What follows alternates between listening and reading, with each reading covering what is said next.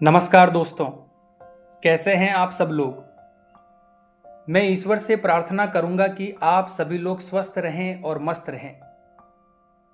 दोस्तों, क्या आपने कभी कल्पना की है जब किसी व्यक्ति की मृत्यु अचानक एक भयावह विमान दुर्घटना में होती है और वो जीवित ही आग की लपटों में गिर जाता है, तो उस क्षण उसकी आत्मा किस ओर जाती है और किसे पुकारती है। दोस्तों, क्या आत्मा की कोई पहली आवाज होती है? क्या उस अनसुनी चीख में कोई कंपन होता है, कोई वाइब्रेशन होता है जो हम सुन नहीं सकते, पर वो वाइब्रेशन ब्रह्मांड में अब भी गूंजता है। दोस्तों, ये केवल एक कहानी नहीं है, ये एक दहलीज है जहां जीवन समाप्त होता है और एक नई यात्रा का आरंभ होता है। अगर आप ये शब्द सुन रहे हैं तो यकीन मानिए, ये सिर्फ एक संयोग नहीं है। शायद आपकी चेतना किसी भूले हुए सत्य को याद करना चाहती है। दोस्तों, अगर आपने इस वीडियो को अंत तक देखा तो ये आपको केवल मृत्यु को नहीं, खुद को गहराई से समझने में मदद करेगा। दोस्तों, जब कोई विमान जलता है और उसका कोई यात्री उसी आग में जलकर विदा होता है, तो उसकी देह भस्म हो जाती है, लेकिन उसकी चेतना जलती नहीं।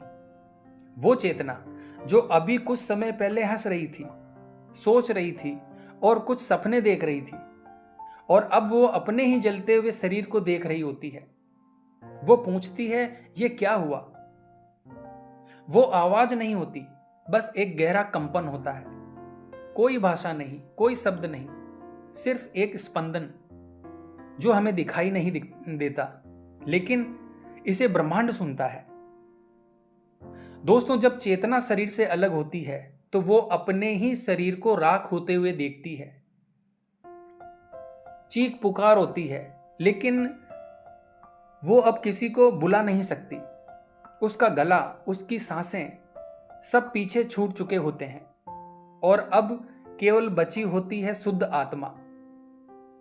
दोस्तों, कुछ आत्माएं उसी क्षण डर से कांपने लगती है और कुछ मौन रहती है और कुछ विरोध करती है, क्योंकि वो अचानक से आई हुई इस परिस्थिति के लिए तैयार नहीं होती। वो मोह माया, क्रोध, इच्छाओं और अधूरे संबंधों में उलझी होती है। दोस्तों, जिन्होंने जीवन में कभी ध्यान, मेडिटेशन, आत्मचिंतन या किसी गुरु का सानिध्य नहीं पाया, उनके लिए ये अनुभव और भी भ्रमपूर्ण होता है। लेकिन कुछ आत्माएं होती हैं जो जानती है, ये देह, यह शरीर तो क्षणभंगुर है। वो जलती देह यानी जलते शरीर को देखकर भी शांत रहती है, क्योंकि उन्होंने पहले ही समझ लिया था कि ये संसार एक यात्रा मात्र है, और वो आत्माएं ऊपर उठ जाती है, हल्के प्रकाश की ओर। दोस्तों, कौन खींचता है उन्हें ऊपर? दोस्तों, अगर आपने जीवन में किसी सच्चे गुरु की कृपा पाई है, तो मृत्यु के समय वही चेतना आपकी मार्गदर्शक बनकर आती है।